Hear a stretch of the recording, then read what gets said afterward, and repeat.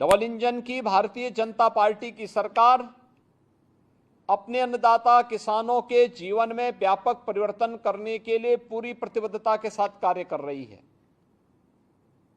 हम सब इस बारे में जानते हैं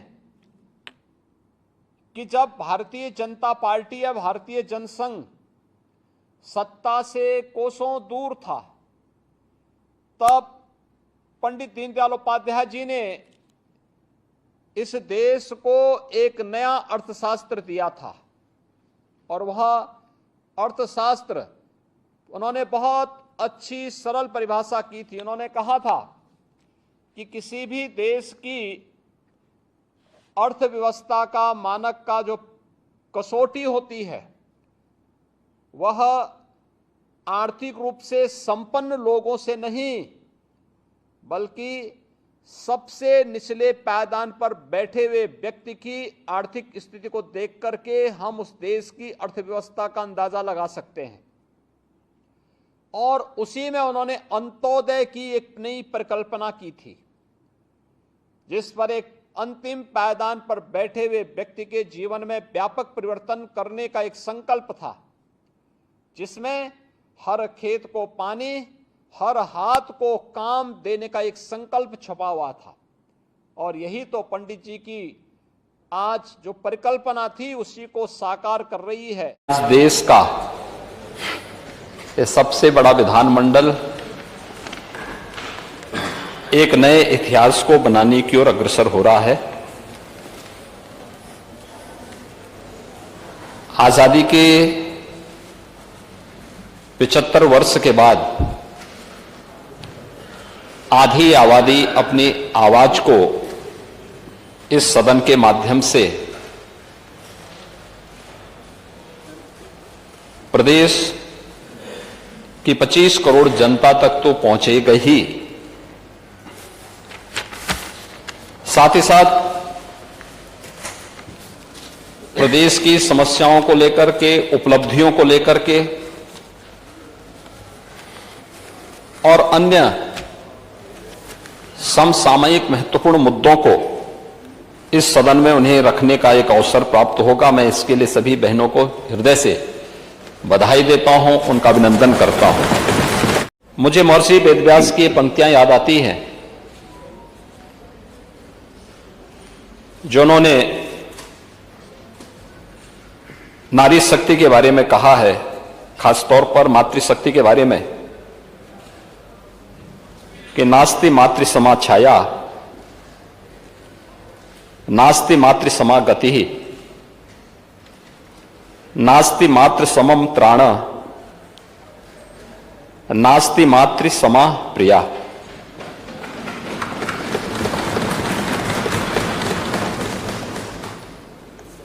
यानी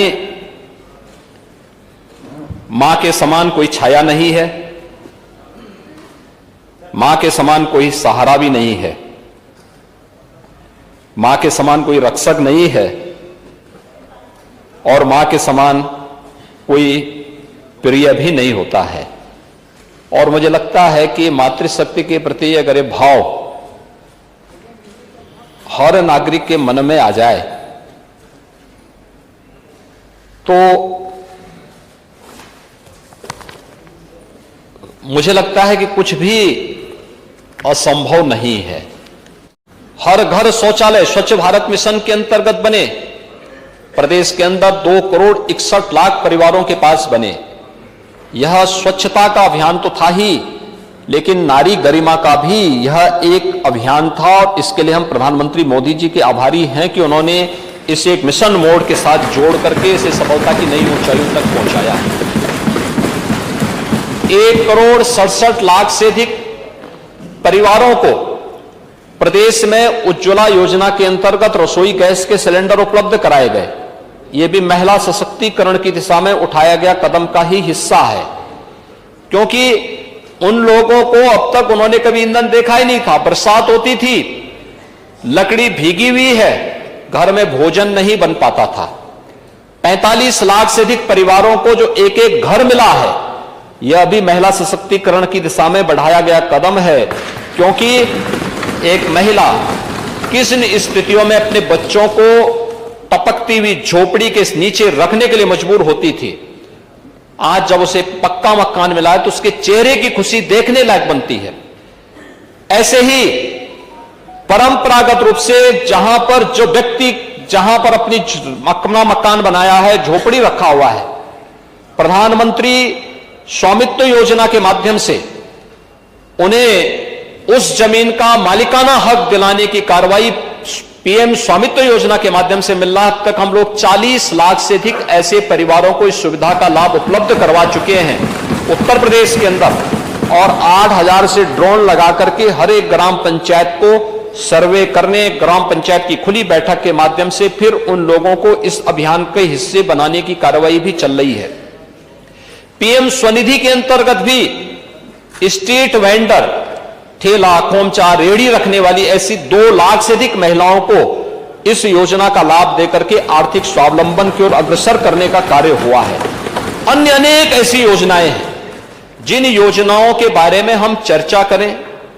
मेरी अपील होगी सभी महिला सब यहां पे जो सदस्यगण हैं उन सभी बहनों से कि इस पर वे अच्छी चर्चा करें। इनमें उनके कोई सुझाव हैं, सुझाव उनके नोट होंगे, सरकार उसके बारे में कदम उठाएगी।